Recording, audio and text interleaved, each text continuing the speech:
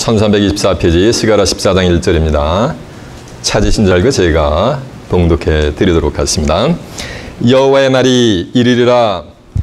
그날에 내 재물이 약탈되어 너희 중에서 나누이리라. 내가 열국을 모아 예루살렘과 싸우게 하리니 성읍이 함락되며 가옥이 약탈되며 부녀가 욕을 보며 성읍 백성이 절반이나 사로잡혀 가거니와 남은 백성은 성읍에서 끊쳐지지 아니하리라. 그때 여호와께서 나가사 그 열국을 치시되 이왕 전쟁 날에 쌓은 것 같이 하시리라. 그날에 그의 발이 예루살렘 앞 곧 동편 감람산에 솟을 것이요 감람산은 그 한가운데로 동서로 갈라져 매우 큰 골짜기가 되어 산 절반은 북으로 절반은 남으로 옮기우고 그 산 골짜기는 아셀까지 미칠지라. 너희가 그의 산 골짜기로 도망하되 유다 왕 우시야 때 지진을 피하여 도망한 것 같이 하리라. 나의 하나님 여호와께서 임하실 것이요 모든 거룩한 자가 주와 함께 임하리라. 주와 함께 하리라. 그날에는 빛이 없겠고 광명한 자들이 떠날 것이니라. 여호와의 하시는 한 날이 있으리니 낮도 아니요 밤도 아니라 어두워갈 때 빛이 있으리로다. 그날에 생수가 예루살렘에서 솟아나서 절반은 동해로 절반은 서해로 흐를 것이라. 여름에도 겨울에도 그러하리라. 아멘. 자, 스가랴 14장 1절에서 8절까지 봉독을 해드렸습니다. 오늘은 본문 말씀을 토대로 여호와의 아시는 한 날, 이런 제목으로 말씀을 증거해 드리도록 하겠습니다. 자, 좀 하셨습니다. 스가랴 14장 1절에서 8절의 말씀을 통해서 여호와의 아시는 한 날, 이런 제목으로 말씀을 증거해 드리도록 하겠습니다. 제목이 말씀하듯이 그날은 누구만 한다는 거예요? 하나님만 아시는 뭐가 있다? 한 날이 있다는 거예요. 지금 아셨습니다. 이 스가랴서는 전체가 환상에서 환상으로 이루어지는 환상서라고 해도 과언이 아닙니다. 전체가 다 스가랴서는 8번의 환상과 종말에 되어질 하나님의 엄중한 경고의 말씀으로 이루어져 있는 것이 이 스가랴서예요. 이 스가랴서는 전체가 언제 이루어질 내용이냐면 세상 끝날에 이루어질 하나님의 비밀이 아주 그냥 은비하게 환상 속에 하나님이 숨겨놓으신 거예요. 그러나 환상 속에 숨겨져 있는 그 하나님의 비밀도 아무리 은비하다고 해도 정한 때가 되면 다 뭐냐면 드러날 때가 있는 거예요. 드러나게 돼 있는 거예요. 왜냐하면 예레미야 23장 20절에 보면 나 여호와의 노는 내 마음에 뜻한 바를 행해서 이루기까지는 쉬지 아니하리니 말일이 되면 너희가 완전히 뭐하냐면 깨달으리라 라고 했습니다. 그러니까 말일이 되면 하늘에 귀한 하나님의 노를 품으신 그 이유도, 이 세상을 심판하는 이유도 완전히 뭐하는가 부분적인 게 아니고 완전히 깨달으리라고 한 줄로 믿습니다. 이 한 시간 하나님의 심판의 말씀을 온전히 완전히 깨우침 받는 복된 시간 되시길 바랍니다. 누가복음 8장 17절에 보면 숨은 것이 장차 드러나지 아니할 것이 없고 감추인 것이 장차 알려지고 나타나지 아니할 것이 없느니라. 이 말씀은 숨겨져 있고 감춰져 있는 거. 왜?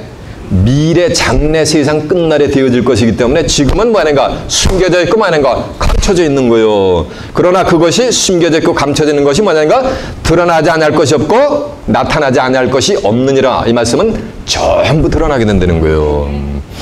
이해가 되십니까? 누구를 통해 드러나느냐 이거야. 유명한 신학자를 통해서, 유명한 목회자를 통해서? 그게 아니요.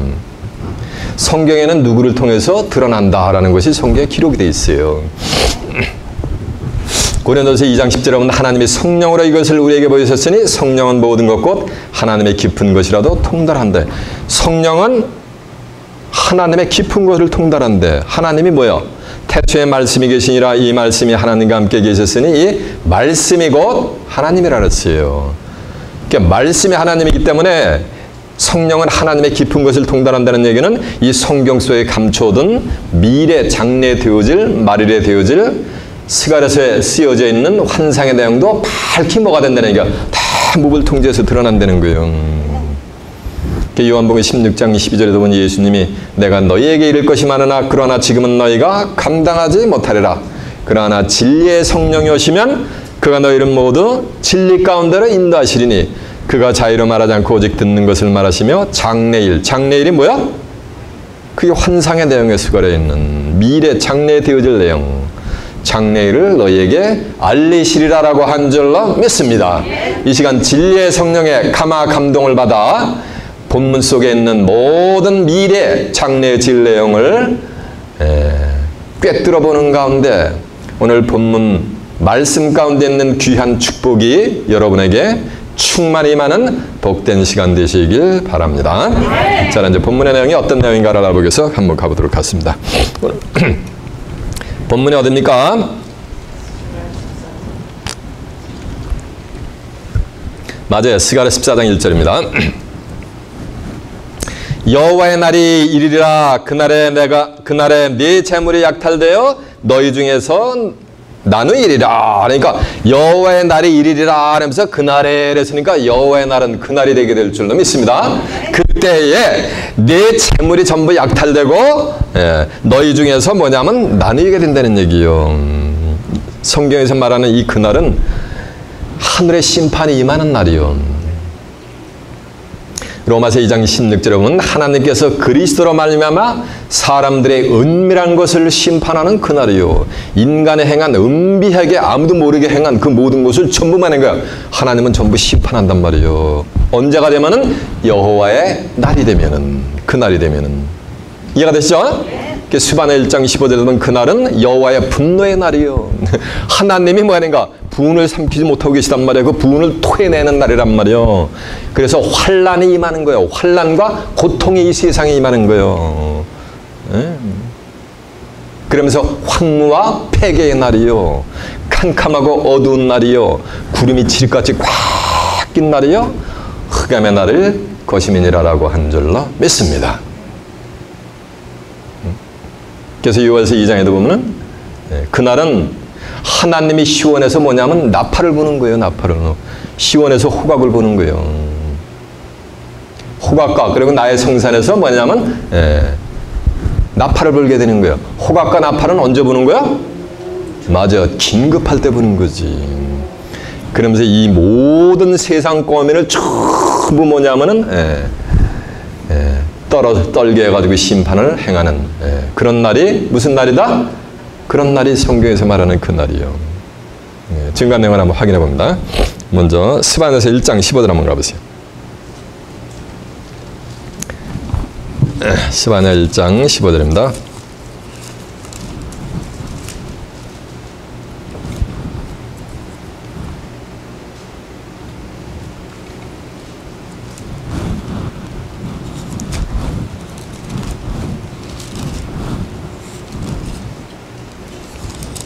스바냐 1장 15절이 1306페이지요. 그날은 분노의 날이요. 환난과 고통의 날이요. 그러니까 하나님의 분을 토해내는 날이야. 그러면서 환난과 고통이 이 지상에 임하는 날이요. 황무와 폐괴의 날이요.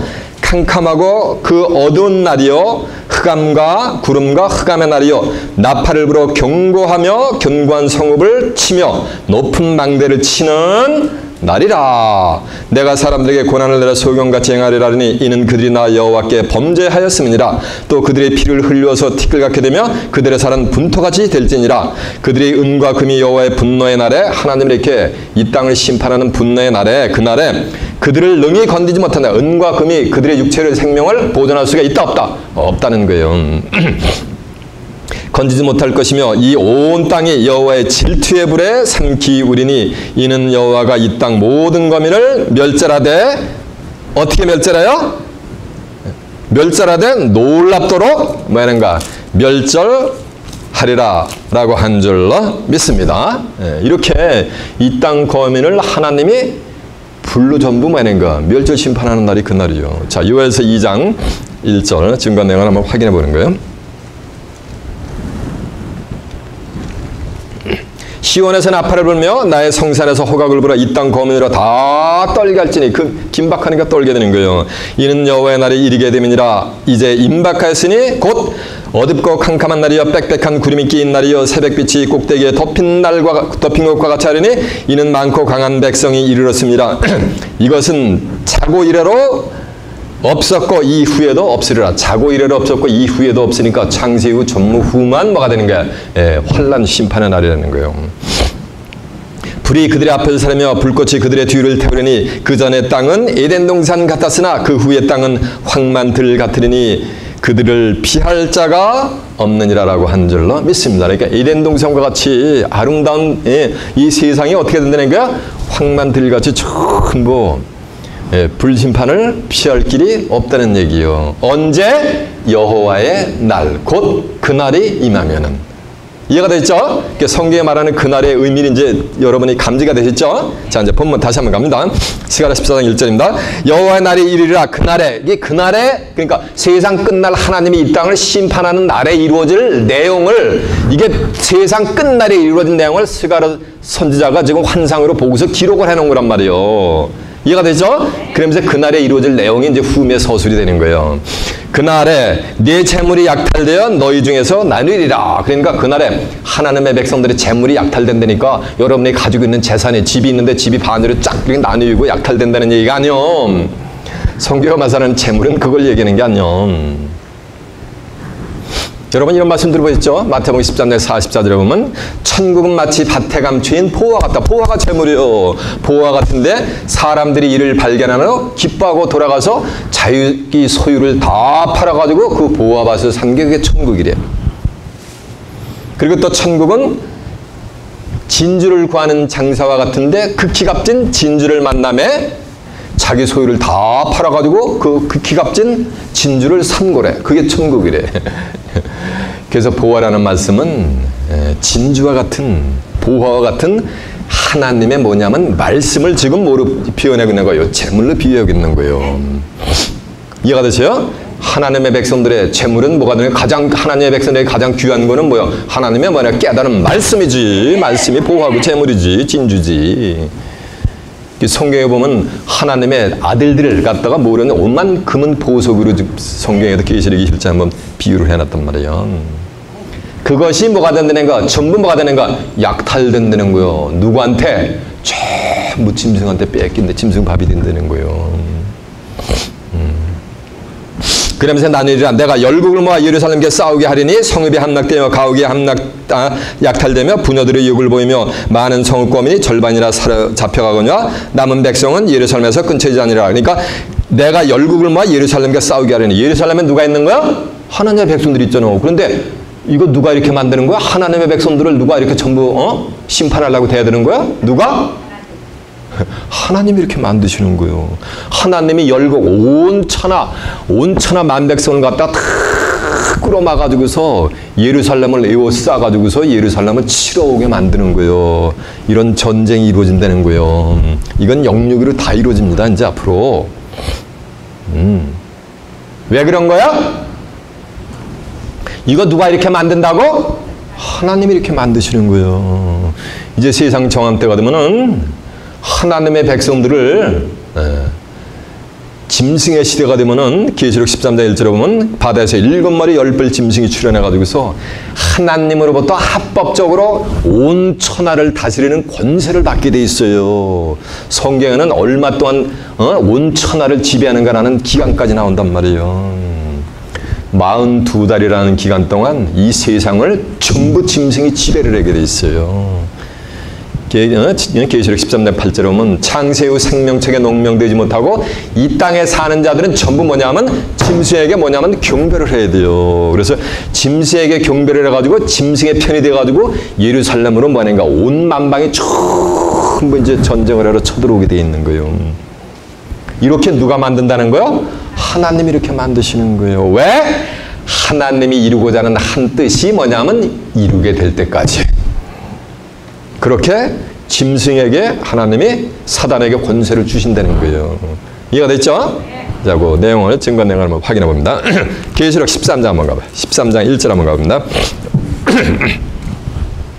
411페이지입니다.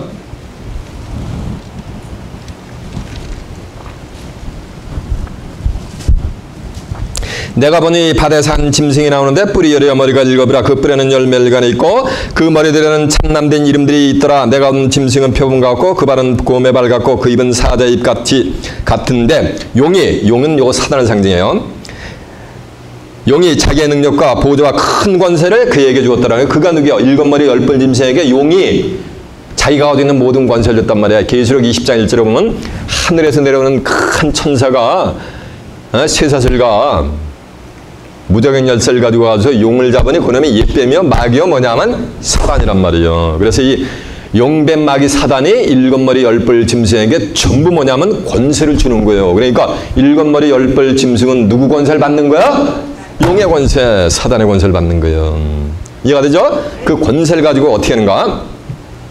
5절 보세요. 13장 5절. 또 짐승이, 그러니까 그 일곱 머리 열 뿔 짐승이 또 큰 말과 참남된 말하는 입을 받고 42달 일할 권세를 받으니 짐승이 입을 벌려 하나님을 회방하되 그 이름과 그의 장막 곧 하늘에 거하는 자들을 회방하더라. 또 권세를 받아 성도들과 싸워 이기게 되고 각 족속과 방언과 나라를 다스리는 권세를 받으니까 각 족속과 백성과 방언과 나라니까 온 이게 만백성이요. 온 천하를 다스리는 권세를 받으니 죽임을 당한 어린 양의 생명책의 창세 이후로 넉명되지 못하고 이 땅에 사는 자는 다 짐승에게 경배하리라 해가지고 전부 뭐냐면 짐승의 편이 되는 거예요. 하나님이 왜 이렇게 만드느냐? 하나님이 이루고자 하는 한 뜻이 있단 말이에요. 그것을 이루기 위해서. 이해가 됐죠? 자, 계시록 17장 17절 한번 가보세요. 그 후미에.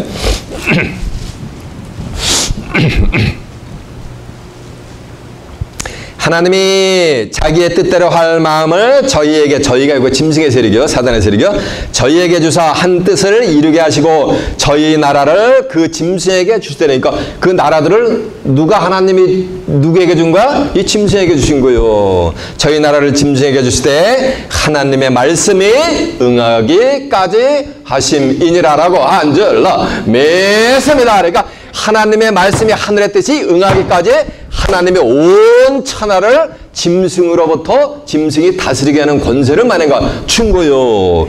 그래서 그 말씀이 이제 응하면 그 권세를 이제 누가 취한다? 하나님이 도로 가져오시는 거예요. 이해가 되세요? 그때 여러분은 유다 백성으로서 하나님의 모든 권세를 받는 만국을 철장으로 다스릴 권세를 받는 복된 이기는 자들이 되시길 바랍니다. 이해가 되죠? 이래기 때문에 사단이 온 천하를 지배하는 권세를 가지고서 예루살렘을 뭐냐면 에워싸게 되는 거예요. 예루살렘에 했더니 저 미들리스트에 있는 중동에 있는 예루살렘을 얘기하는 게 아니요. 저건 하나님이 버려버렸어요. 그래서 이스라엘도 이사야 14장 1절에 보면 다시 택해요. 예? 스가랴 1장 16절에서 17절과 스가랴 2장 10절에 보면 예루살렘을 다시 택한단 말이에요. 하나님이. 그 다시 택한 예루살렘은 저 중동의 예루살렘이 아니고 스가랴 8장 3절에 보면 나 여호와가 시온에 들어왔은 즉 예루살렘 가운데 과실이니 예루살렘은 진리의 성읍이라 일컫겠고 만군의 여호와의 산은 성산이라 일컫게 되리라 라고 한 줄로 믿습니다. 그래서 다시 택한 영적인 예루살렘은 진리에다가 뭐를 이룬 거야? 성읍을 이룬 거예요. 근데 진리는 뭐냐니까 요한복음 17장 17절에 보면 아버지여 저희를 진리로 거룩하게 하옵소서. 아버지의 말씀은 진리니이다 했으니까 하나님의 말씀으로 뭐하는가? 거룩하게 입음을 받은 성읍이 그게 뭐야? 그게 예루살렘이 되는 거예요.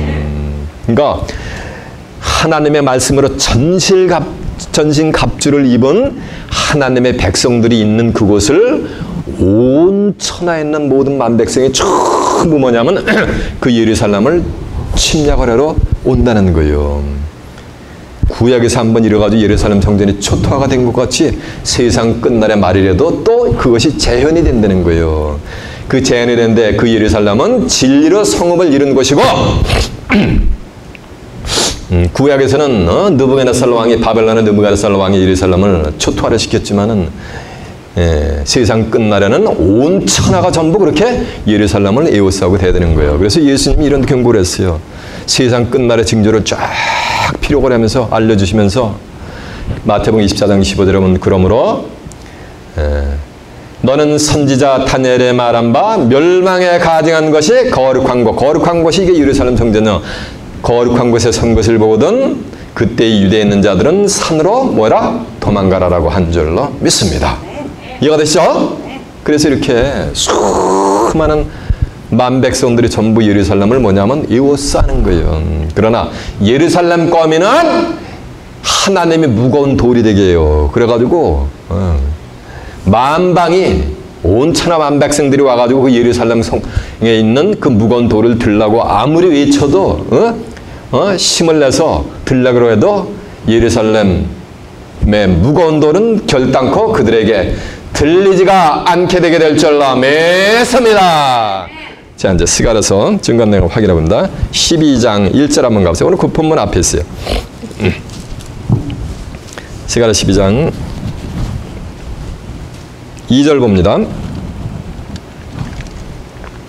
보라, 내가 예루살렘으로 그 사면 국민에게 혼축해 하는 잔이 되게 할 것이라. 예루살렘이 에워싸일 때 유대에까지 미치리라. 그러니까 예루살렘이 어떻게 되는 거? 에워싸이는 거. 오늘 본문에 있는 것 같이 만방이 예루살렘을 에워싸가지고 부녀들을 욕보이고 가옥이 전부 약탈되고 같은 내용을 지금 기록을 하는 거예요. 이해가 되죠? 그때 예루살렘이 에워싸일 때 유다에까지 미치리라. 그날에는, 그날에 나오잖아요. 심판날에는 내가 예루살렘으로 모든 국민에게 무거운 돌이 되게 하리니. 그러니까 예루살렘으로 무거운 돌이 되게 한다는 얘기는 예루살렘 거민이 그들에게 무거운 돌이 된다는 거예요. 이해가 되시죠? 돌이 되게 하리니 무릇 그것을 드는 자는 크게 상할 것이니라. 천하만국이 그것을 치러 모이리라. 그러니까 천하만국이니까 온 천하 온 세계 모든 사람들이 예루살렘을 치러 모이게 돼 있는 거예요. 여호와가 말하라. 그날에 내가 모든 말을 쳐서 놀라게 하며 그 탄자를 쳐서 미치게 하되 유다 족속은 내가 돌아보며 모든 국민들이 말을 쳐서 눈이 멀게 하고. 그러니까 예루살렘 성전을 치러 오는 그 모든 사람들을 하나님이 미치게 만들고 눈을 갖다 전부 소경이 되게 만든다는 거예요. 이해가 되시죠? 그때 유다 두목들이 심중에 말하기를 예루살렘 거민이 그들이 하나님 만군의 여호와로 말미암아 힘을 얻었다 할지니라. 그날에는 내가 유다 두목들로 나무 가운데 화로 같게 하고 곡식단 사이에 횃불 같게 하리니 그들이 좌우에 에워싼 모든 국민을 살 것이요 예루살렘 사람은 다시는 그본 곳 예루살렘에 거하리라. 여호와가 먼저 유다 장막을 구원하리니 이는 다윗집의 영광과 예루살렘 거민의 영광이 유다보다 더하지 못하리라 함이니라. 그날에 여호와께서 예루살렘 거민을 보호하리니 그 중에 약한 자가 그날에는 다윗 같겠고 다윗 족속은 하나님 같고 무리 앞에 있는 여호와의 사자 같을 것이니라. 예루살렘을 치러 오는 열국은 그날에 내가 멸하기를 힘쓰리라라고 한 줄로 믿습니다. 이해가 되세요? 바짝 말른 곡식다 있는데 그걸 횃불 가지고 유다 백성이 횃불 가지고 이리 치기 저리 치면 어떻게 그 곡식단은 어떻게 되는 거야? 다 불타 없어지는 거지. 이 성경은 유다 백성에게 주는 축복이 가장 큰 축복이요. 예루살렘 하면은 유다 백성 이렇게 생각을 하면 돼요. 이해가 되죠? 유다 백성들의 그 무리는 누구 같아요? 하나님 같다 그러잖아요. 이해가 되세요? 이 불같은 말씀을 가지고 있단 말이에요. 유다 백성은. 예레미야 5장 14절은 내 입의 말로 불이 되게 하고 이 백성으로 나무가 되게 한다 그러잖아요. 불같은 하나님의 말씀을 가지고 휘젓고 유다 백성이 휘젓고 돌이치면은 바짝 말라 배틀어진 곡식단은 어떻게 되는 거야? 전부 그냥 불타서 말인가 회멸이 되는 거예요. 이해가 되시죠? 이런 권세를 누가 받았다? 유다 백성이 받는 거예요. 이런 일이 앞으로 여러분의 눈으로 이제 보게 될 거예요, 생시에. 이해가 되죠? 자, 이제 본문 다시 갑니다.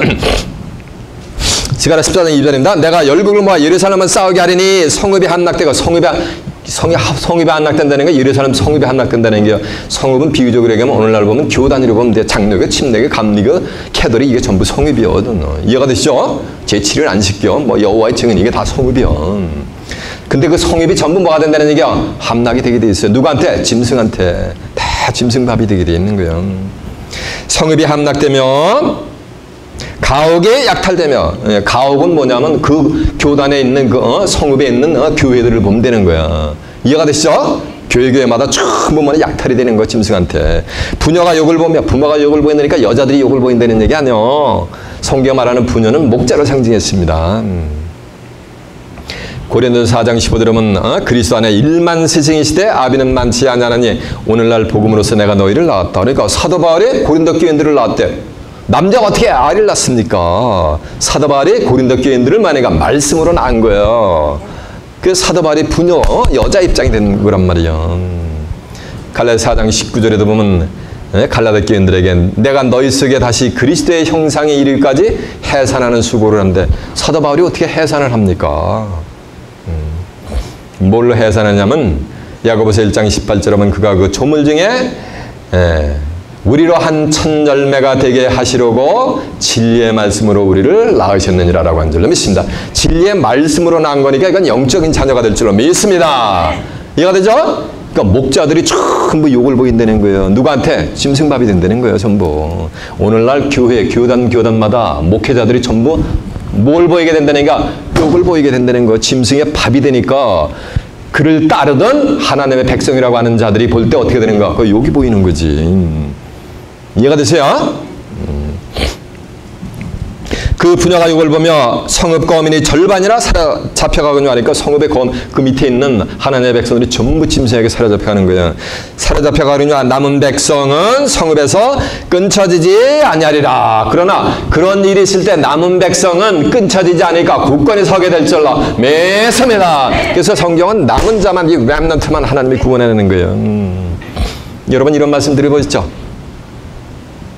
로마서 9장 27절에 있는 내용인데 비록 이스라엘 못 자셀의 수가 바다의 모래가 들지라도 남은 자만 구원을 얻으리니 주께서 이 땅 위에서 필하시고 끝내시리라. 이스라엘 백성들은 한 800만 밖에 안 돼. 다 합쳐봐야.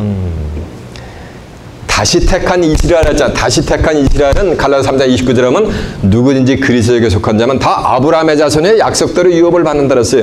아브라함의 이삭을 낳고 이삭이 야곱을 낳고 야곱이 12아들 이스라엘 민족을 태동시킨 거잖아요. 근데 그리스도에게 속하면 다 뭐가 되는가? 아브라함의 자손이라는 이건 그리스도에게 속한 자. 로마 8장 1절에 보면 그리스도 안에 있는 자에게는 결코 정죄함이 없는 자들이요.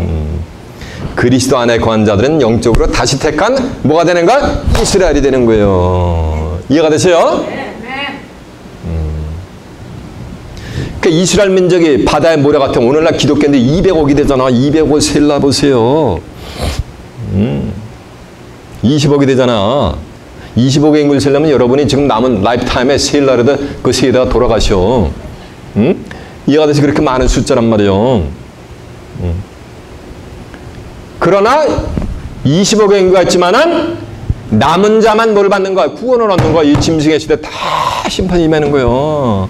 구원을 얻으니 주께서 땅 위에서 필하시고 뭐 한다는가? 끝난다 그랬잖아.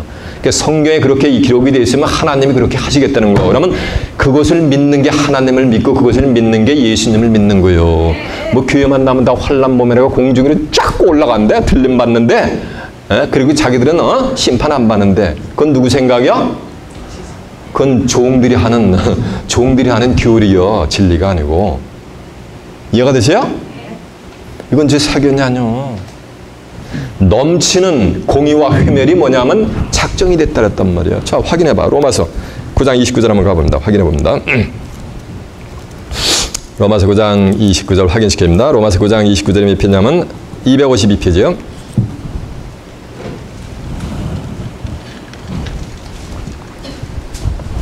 이사야가 요건 이사야관의 이사 10장 20절에 있는 내용이요. 이사야가 이스라엘에 관하여 외치되 이스라엘 못 자손의 수가 비록 바다의 모래 같을지라도 남은 자만 구원을 얻으리니까 다 구원받는 게 아니고 누구만 구원받는다? 남은 자만 구원받게 되어 있는 거예요. 주께서 땅 위에서 그 말씀을 이루사 필하시고 끝내시리라. 또한 이사야가 미리 말한 바 만군의 여호와께서 만군의 주께서 우리에게 씨를 남겨두지 않았다면 요 씨가 뭐냐면 요게 새하늘과 새 땅의 씨예요. 요게 남은 자예요.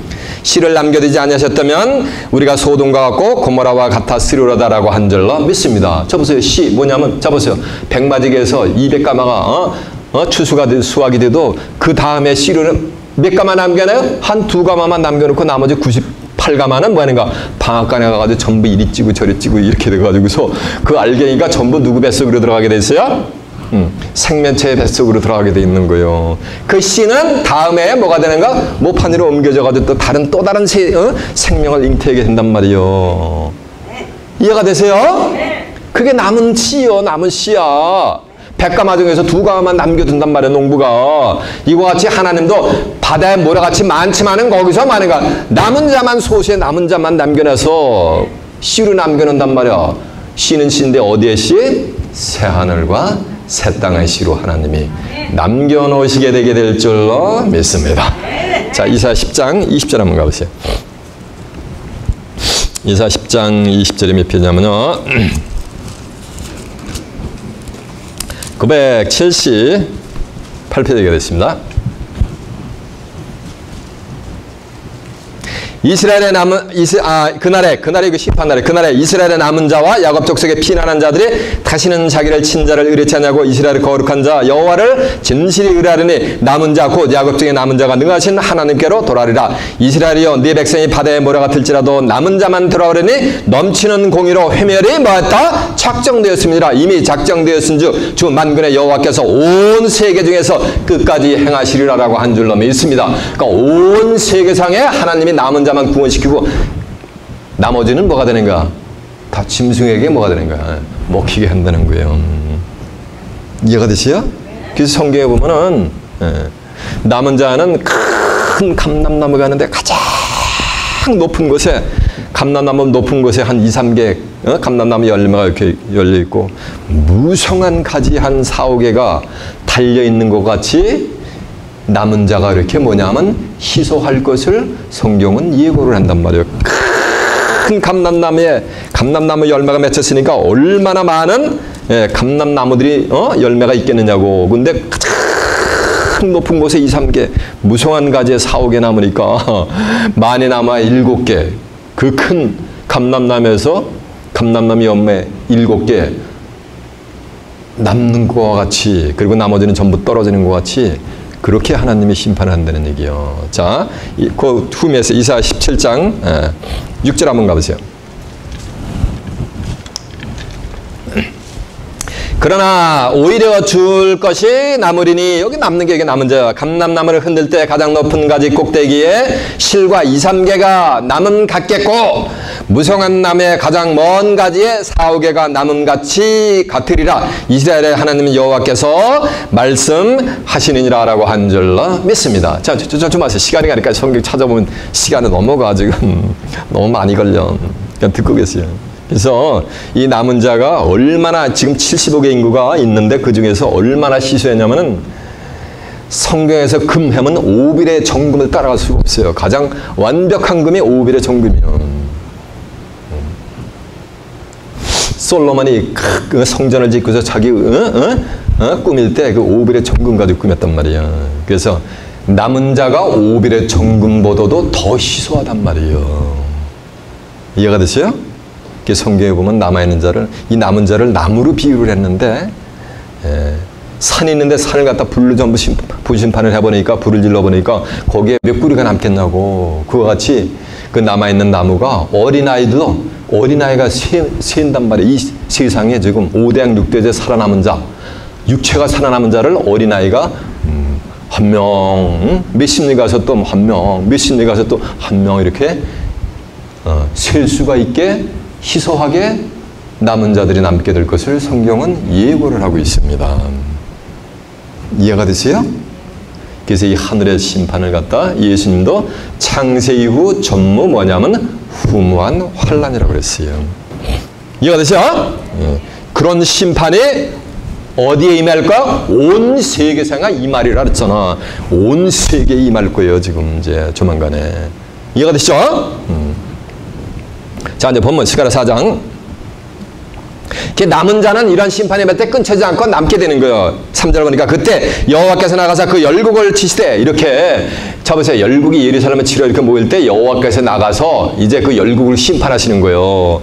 3절에 보니까 그때 여호와께서 나가서 열국을 치시되, 그러니까 누가 치는 거야? 하나님이 심판하는 거 치시되, 이왕 전쟁 날에 싸움과 같이 하시리니. 구약에서 본 수많은 전쟁에서 여호와 하나님이 이스라엘 백성들, 그 미비한 이스라엘 백성들을 갖다 열국을 전부 벌벌 떨게 만들었단 말이에요. 누가 하신 거야? 하나님이 함께 계셨기 때문에. 그래서 여호와는 하나님의 군대 장관이란 말이에요. 되셔가지고 직접 모든 전쟁에 하나님의 친히 앞장서셔가지고서 그 주변 사는 국민을 갖다 무찌르신 것과 같이 한다는 얘기요. 이해가 되죠? 그날에 여러분이니까 그날에 발이 예루살렘 앞 그 동편 감람나무에 서실 것이요 감람산은 그 한가운데로 동서로 갈라지며 매우 큰 골짜기가 되어 절반은 북으로 절반은 남으로 옮기고 그래서 그날에 여호와의 발이 그러니까 그날에 그의 발이니까 누구 발이야? 여호와의 발이 어디에 서는 거야? 예루살렘 앞 동편 감람산에 서실 것이요. 그러니까 하나님의 발이 동편 감람나무에 선다는 얘기가 하나님이 감람산에 딱 임하신다는 거예요. 그래서 전쟁은 지휘하신다는 거예요. 감람산 했더니 또 예루살렘 옆에 있는 감람산을 얘기하는 게 아니야. 감람나무는 올리브 트리요. 성경에서 말하는 나무가 아니라 감람산은 감람나무가 많기 때문에 감람산이라고 호칭을 했는데 성경에서 말하는 나무는 육신적인 트리가 아니에요. 예레미야 5장 7절에 보면 하나님이 기뻐하는 나무는 유다 사람이라 그랬어요. 에스겔 31장 3절에 보면 아수르 사람을 레바논의 백향목으로 비유했고 호세아 10장 1절에 보면 이스라엘은 열매 맺는 무성한 포도나무라 그랬어요. 예수님도 나는 참 뭐라 했어요? 포도나무라 했단 말이야. 요한복음 15장 1절에 보면. 그래서 하나님이 보세요. 성경에서 말하는 나무는 뭐냐는가? 사람을 상징한단 말이에요. 근데 사람은 사람인데 나무가 올리브 트리니까 기름나무요. 성경에서 말하는 또 기름은 육신적인 뭐 오일이 아니요. 올리브 유류, 뭐 참기름, 뭐 들기름 그런 게 아니요. 요한에서 2장 20절에 보면 너희는 거룩하신 자에게서 기름 부음을 받고 모든 것을 안대. 거룩하신 자에게서 기름 부음, 하나님으로부터 기름 부음을 받으면 뭐냐가 모든 것을 안대. 그러니까 감람나무는 기름 부음을 하나님으로부터 기름 부음을 받은 자들이 전부 감람나무들이 되게 될 줄로 메소매다. 그 감람나무들이 모여 있는 곳이 감람산이요. 성경에 사는 육신적인 마운틴이 아니라 종교 단체를 산으로 비유했단 말이에요. 에스겔 6장 3절에 이스라엘 산들아 주 여호와의 말씀을 들을지어도 산이 어떻게 하나님의 말씀을 듣습니까? 이사야 55장 12절에 보면 큰 산과 작은 산에 노래를 바른대. 그때 나무들이 손뼉을 친대. 노래를 바를 수 있는 거는 뭐가 있는 거야? 입이 있는 거지. 산이 어떻게 입이 있어? 마운틴이 입이 있는 산을 가진 나라는 관광대국이 될 거. 그거 가지고 뭐 온 국민이 먹고 살 거요. 예? 예를 들어 설악산에 입이 있어. 예? 입이 있어가지고 장래에 될 것을 예언을 하면은 각 전 세계에 있는 200 몇십 개 나라의 운명을 설악산에 전부 예언을 해줘버려. 그럼 그 나라 백성들 다 떼거지로 몰려올 거 아니요. 그러면 한국 사람들 일할 필요 있다 없다? 그거 가지고 먹고 사는 거야. 그냥 관광대국이 돼. 이해가 되세요? 산이 노래를 바란대. 종교 단체에는 하나님의 백성들이 노래하는 것을 그렇게 비유한 거예요. 그래서 한국 사람들은 그러잖아. 사람이 많이 모였을 때 뭐라 그래요? 인산인해 이런다 그러잖아. 이해가 되세요? 그렇게 비유한 거예요. 성경도 이렇게 비유로 기록되어 있는 거예요. 그때 감람산이니까 하나님의 뭐냐니까 기름 부음 거룩하신 하나님으로부터 기름 부음을 받은 기름 발리움을 받은 나무들이 감람나무요. 그러니까 하나님의 말씀으로 전신갑주를 입은 사람들이 있는 곳에 하나님이 쫙 뭐냐니까 같이 임하시는 거예요. 임재를 하시는 거예요. 그래가지고 전쟁을 진두지휘하시는 거예요. 이해가 되십니까? 그때 그 감람산은 뭐가 되는 거야? 동서로 뭐냐면 쫙 갈라지게 되는 거예요. 동서로 쫙 갈라지니까 가운데 뭐가 되는 거야? 쫙 뭐가 되는 거야? 골짜기가 형성이 되는 거예요. 근데 그 감람산이 그리고 난 다음에 절반은 북으로, 절반은 뭐가 되는 거야? 남으로 또 쫙 나눠주는 거예요. 그러니까 보세요. 동서로 쫙 해가지고 쫙 갈라지는데 그 감람산이 또 절반은 북으로, 절반은 남으로 갈라지니까 뭐가 되는 거예요?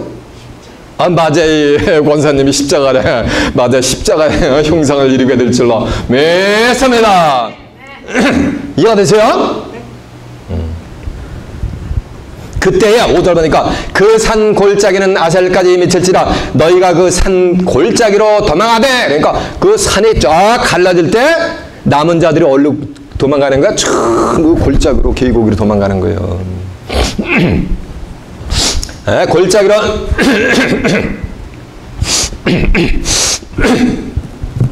죄송합니다. 골짜기로 도망하되 유다 왕 우시야 때의 지진을 피하, 그러니까 우시야 왕 때 큰 지진이 있었거든. 그때와 같이 유다 왕 우시야 때의 지진을 피하 도망하던 것 같이 하리라. 나의 하나님 여호와께서 임하실 것이요 거룩한 자가 주와 함께 임하시리라라고 한 줄로 믿습니다. 그래서 거룩한 자가 하나님과 함께 이렇게 감람산에 딱 이때 임하는 거라서 아담의 7대 손인 에노기가 수많은 거룩한 무리가 주와 함께 이렇게 감람산에 임하는 것을 이미 에녹이 보고 300년 동안 하나님하고 동행하던 에녹이 보고 예언을 해놔버렸어요. 자, 유다서 1장 14절 한번 가봅니다. 유다서 1장 14절에 몇 페이지냐면요. 계시록 앞이 유다서요. 397페이지가 됐습니다.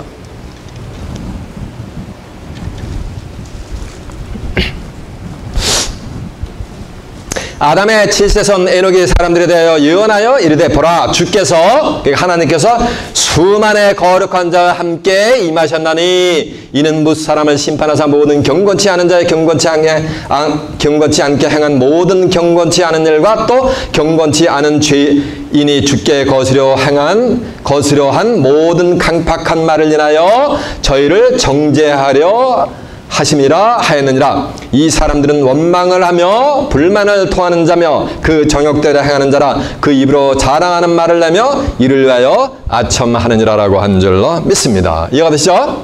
이렇게 주께서 거룩한 자들에게 임하는 거예요. 자, 그때 이제 자 보세요. 자, 그런 역사가 할 때 이 감람산이 쫙 동서로 갈라지고 남북으로 쫙 그 감람산이 갈라질 때 그 얼로 골짜기로 피난을 하란 말이에요. 그래서 그 육체를 보존하라는 얘기예요.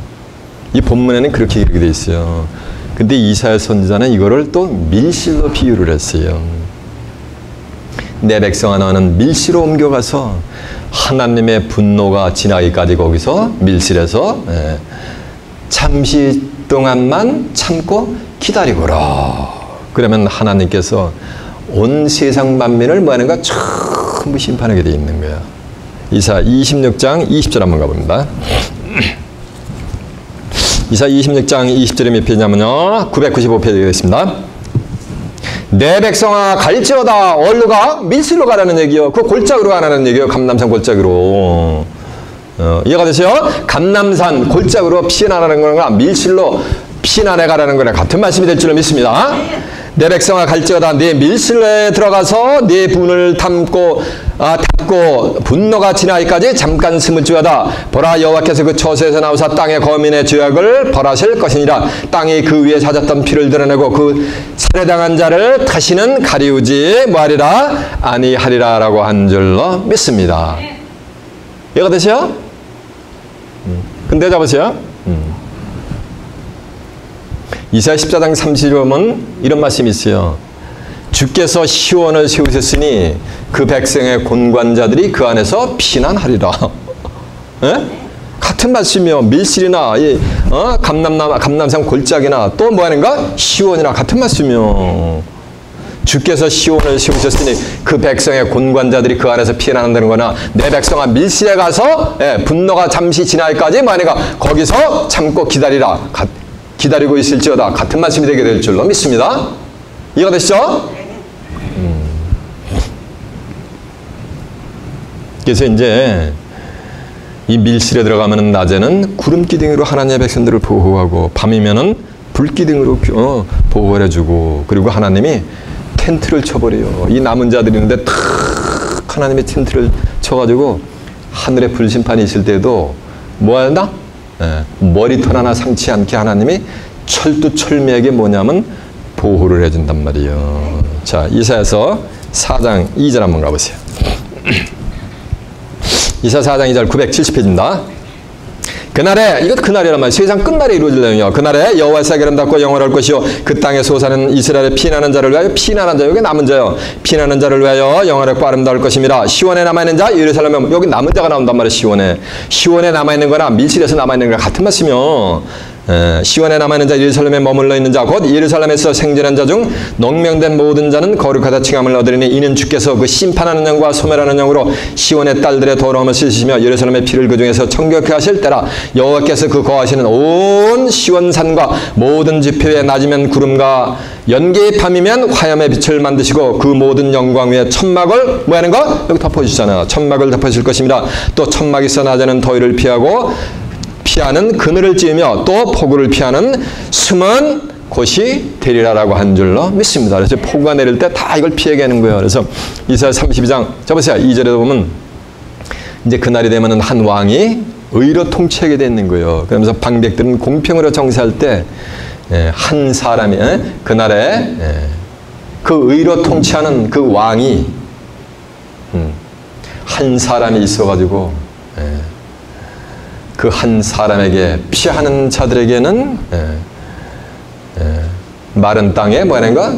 냇물 같고 곤비한 땅에 냇물 같고 척박하기 그지없는 그런 때 바위 그늘이 되어가지고 그들을 서늘한 곳으로 이렇게 안전하게 그들의 생명을 보전하여 주신다고 한 줄로 믿습니다. 이해가 되시죠? 누구를요? 누가 이런 환난에서 남는다 그랬어? 맞아요. 남은 자로. 이해가 되시죠? 남은 자를 누가 보호해 준다고요? 의로 통치하는 한 뭐가? 사람이. 자, 확인시켜. 이사야 32장 1절 보라 장차 한 왕이 의로 통치할 것이요 방백들이 공평으로 정사할 것임이라. 또 그 사람이 뭐냐면 의로 통치하는 그 사람이요. 그 사람은 광풍을 피하는 것. 광풍을 피하는 게 이게 온 세상의 천지가 저 보세요. 인간이 만들어 놓은 모든 전쟁 무기가 다 블로업이 되어버려요. 그때 미친 광풍이 비하는 거예요. 2차 세계대전 때 유럽에서 얼마나 많은 사람들이 죽었어요. 그 광풍이 60년대 광풍이 아니요. 히틀러라는 그 사람이 광풍인 거예요. 누가 이렇게 만든 거야? 죽게? 한 사람이 이렇게 만든 거예요. 이해가 되세요? 이거와 같이. 그 사람에게서 주변 하나 보면 한 사람이 있어서 그 사람은 광풍을 피하는 거, 폭우를 가리는 거, 폭우가 임한단 말이야.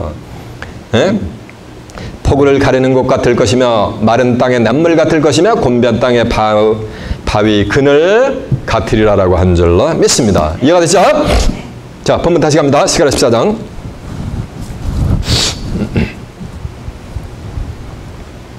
5절입니다.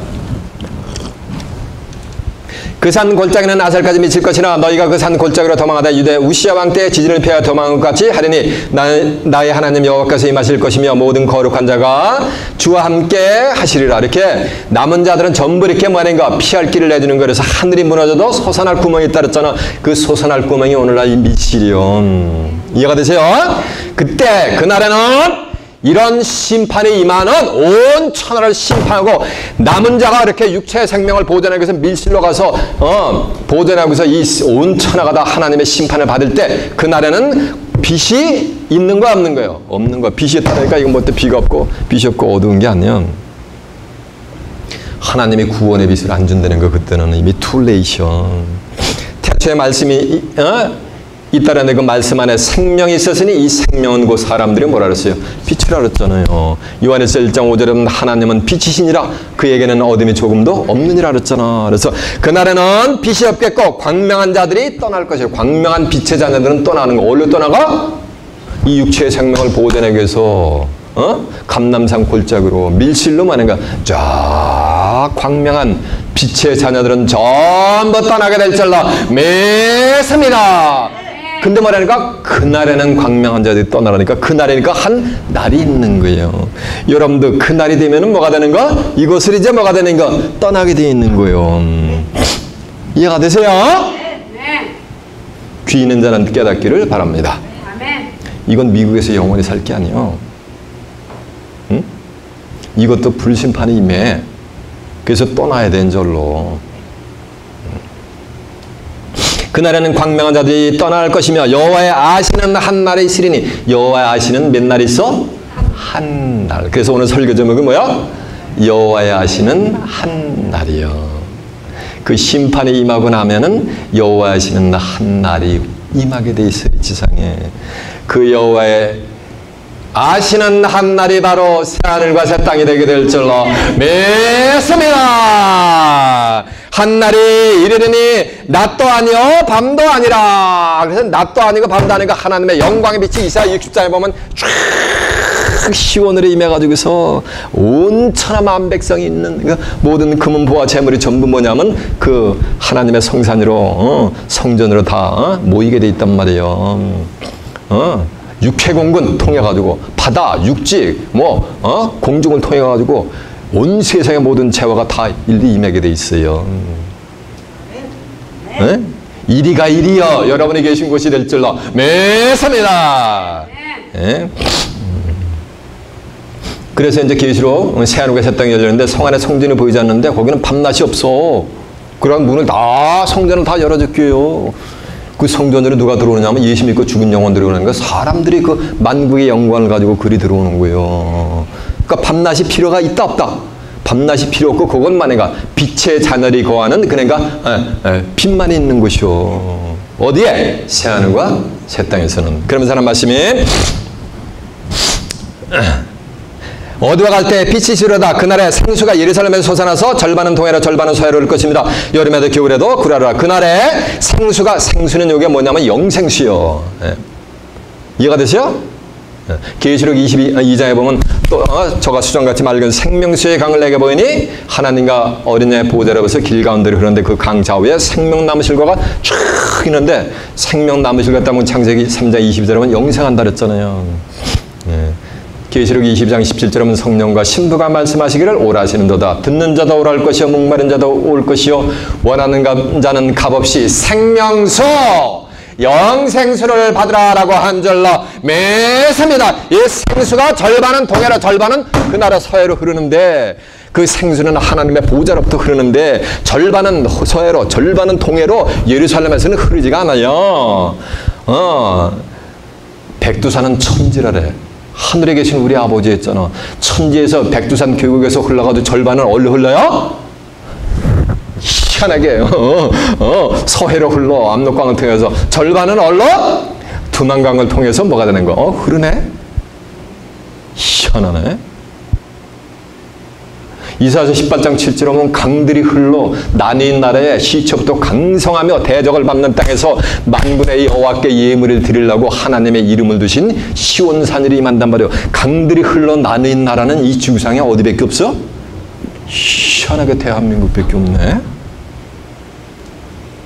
이사야 2장 44절 하면 이 여러왕의 때에 여호와 하나님께서 한 나라를 세워가지고 국권이 다른 민족에 넘어가지고 그 한 나라가 영원히 있었는데 한 나라를 다시 표현하면 어떻게 되는 거야? 한자로 표현해?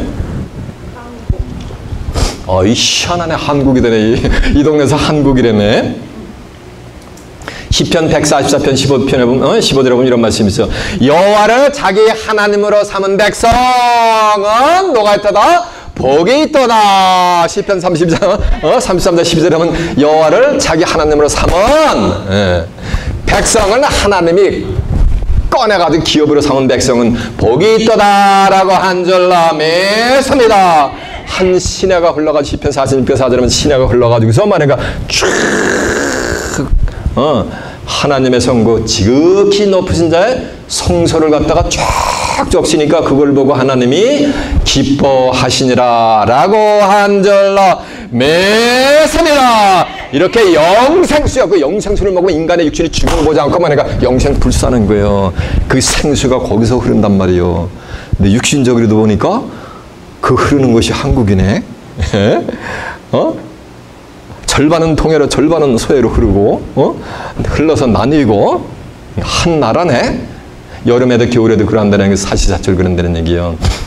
전도서 1장 4절 하면 땅이 있을 동안은 땅은 한 세대는 가고 한 세대는 오되 땅은 뭐하니까 영원히 따랐어요. 땅이 있을 동안은 심음과 검과 추가 겨우가 밤낮이 쉬지 않고 창세기 8장 20절은 계속된다 그랬어요. 바로 하나님의 뜻이 하나님이 임재하시는 한 나라가 여러분의 조국인 뭐가 되는 거예요? 뭐가 되는 거예요? 이 동네에서 큰 용감하게 구기래. 구게 되게 될 줄 믿습니다. 그럴 때 여러분도 거룩한 시간 친구들의 말씀 통해서 거룩한 무리가 돼서 여호와 하나님의 시온에 임할 때 함께 임해서 살아서 그 나라 새하늘의 땅을 유업으로 받아 그곳에서 하나님과 예수 그리스도 함께 영생 복락을 누리는 귀한 축복이 임하시길 예수님의 이름으로 축원합니다. 자, 말씀을 마치겠습니다.